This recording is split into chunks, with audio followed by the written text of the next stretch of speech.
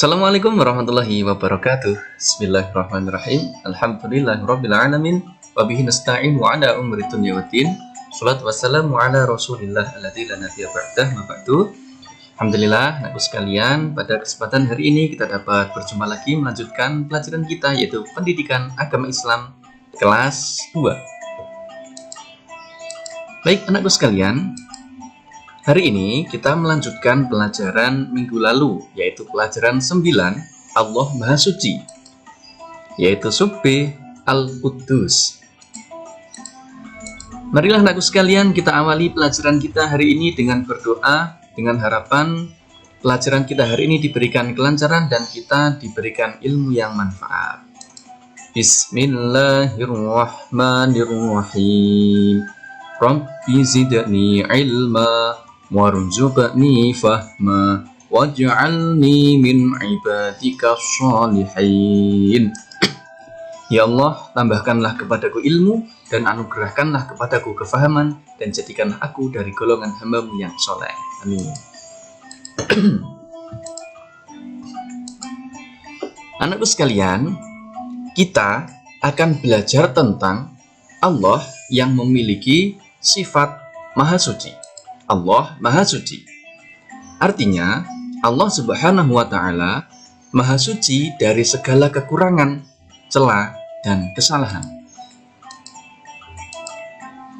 Allah Maha Suci dalam bahasa Arab disebut dengan Al-Quddus, yang mana Al-Quddus ini merupakan salah satu dari 99 Asmaul Husna, yaitu nama-nama Allah yang mulia. Seperti yang kita pelajari minggu lalu, bahwa manusia wajib beriman kepada Allah yang Maha Suci, dan Allah mencintai orang-orang yang mensucikan diri.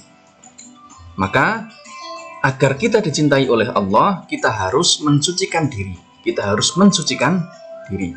Sebagaimana Al-Quran, Allah berfirman, A'udzubillahi minasyaitonirrajim, Bismillahirrahmanirrahim. Innallaha yuhibbut tawwabina wa yuhibbul mutatahhirin. Sesungguhnya Allah mencintai orang-orang yang bertaubat dan menyukai orang-orang yang mensucikan diri.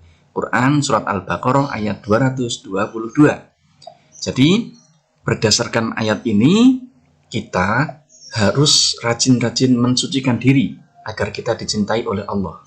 Ketika Allah telah mencintai kita, maka apapun yang kita inginkan, insya Allah akan dikabulkan oleh Allah. Sebagaimana ketika orang tua kita mencintai kita, maka kita minta apa kepada orang tua, pasti akan Dia beri. Nah, demikian ketika kita memiliki suatu hajat, kita memiliki suatu keinginan, maka rajin-rajinlah mensucikan diri dan rajin-rajinlah mensucikan Allah, memahasucikan Allah. Bagaimana caranya?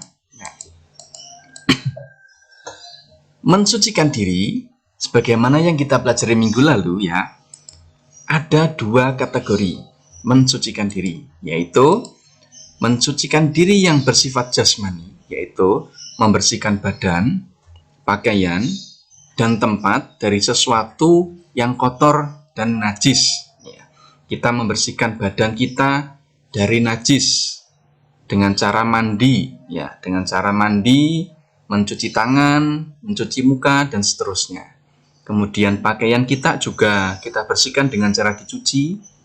Tempat kita juga kita bersihkan dari kotoran, kita sapu, kita pel, dan seterusnya.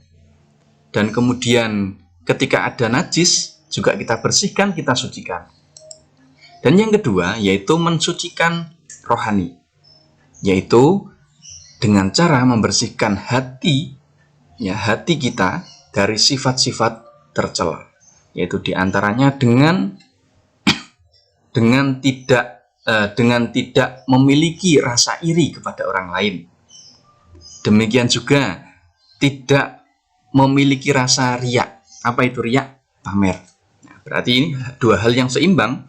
Kita nggak boleh pamer, juga nggak boleh iri, nggak boleh pengen terhadap yang dimiliki oleh orang lain. Termasuk diantaranya mensucikan hati, yaitu dengan membersihkan hati dari sifat pamer atau riya, dan juga membersihkan hati dari sifat iri, yaitu menginginkan kebahagiaan yang dimiliki oleh orang lain untuk hilang atau berpindah kepada diri kita. Itu namanya iri. Maka kita harus rajin-rajin mensucikan jasmani dengan cara membersihkan badan, pakaian, dan tempat dari kotoran dan najis, dan juga membersihkan rohani dengan cara membersihkan hati dari sifat-sifat tercela seperti iri, dengki, riya, dan seterusnya. Kemudian cara memahasucikan Allah. Cara memahasucikan Allah diantaranya satu, dengan mendirikan sholat. Ingat, mendirikan berarti mengerjakan sholatnya tidak hanya satu kali. Ya, berarti kita kerjakan sholat sebagaimana yang diperintahkan, yaitu diantaranya sholat 5 waktu. Ya. Kalau mengerjakan berarti hanya mengerjakan sekali, tapi kalau mendirikan terus menerus sebagaimana yang diperintahkan oleh Allah. Karena dengan kita mendirikan sholat berarti kita mengakui bahwa Allah adalah satu-satunya Tuhan yang berhak disembah. Mensucikan Allah dari sekutu, mensucikan Allah dari benda-benda yang lain, ya, yang mana tidak ada benda yang lain yang berhak disembah kecuali hanya Allah, Tuhan yang patut disembah. Yang kedua, dengan bertaubat. Ketika kita menyadari bahwa kita banyak dosa, maka bertaubat kepada Allah. Yang ketiga, dengan memohon hanya kepada Allah, berarti kita meyakini bahwa hanya Allah zat yang mampu mengabulkan doa-doa kita. Yang keempat, sering mengucapkan subhanallah, yang artinya maha suci Allah. Kapan kita mengucapkan subhanallah? Di antaranya ketika kita melihat sesuatu yang mengagumkan, kita melihat pemandangan yang indah, kita mengucapkan subhanallah.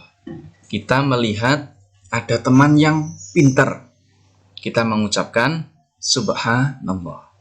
Ketika kita terkagum terhadap sesuatu, maka kita ucapkan subhanallah. Yang berarti semua keindahan itu adalah ciptaan Allah, dan tidak ada yang melebihi dari keindahan Allah. Nah, kemudian cara kita meneladani sifat Al-Qudus atau Maha Sucinya Allah, di antaranya satu, sering berwudu, ya, sering berwudu. Apalagi ketika kita akan mengerjakan sholat, akan membaca Al-Quran, maka kita harus berwudu. Tetapi ketika kita tidak akan mengerjakan sholat pun, itu akan bagus ketika kita sering-sering berwudu. Kita menjaga wudu, namanya dawamul wudu. Yang kedua, rajin mandi. Sehari mandi berapa kali? Nah, maka rajin-rajin mandi membersihkan badan. Ini cara kita meneladani Allah Maha Suci. Yang ketiga, membuang sampah pada tempatnya. Ya, membuang sampah di tempat sampah. Ketika kita melihat ya di jalan ada sampah yang berserakan, apa yang harus kita lakukan? Ambil, masukkan ke tempat sampah. Diniati saja.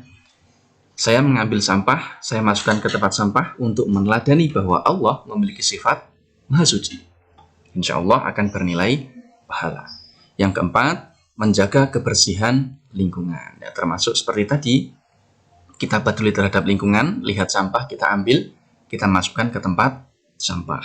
Kita sendiri ketika membuang sampah juga harus pada tempatnya. Kemudian hikmah atau pelajaran, kita meyakini bahwa Allah memiliki sifat Al-Qudus, yaitu Allah Maha Suci. Satu, menerima ketetapan Allah dengan hati yang ikhlas, tanpa berprasangka buruk kepada Allah. Ya, karena Allah itu Maha Suci dari hal-hal yang negatif, dari hal-hal yang buruk. Pasti Allah mampu mengabulkan apa yang kita inginkan. Yang kedua, siap menerima kekurangan diri. Ya, kita menyadari bahwa kita memiliki kekurangan dan hanya Allah lah yang Maha Suci dari kekurangan.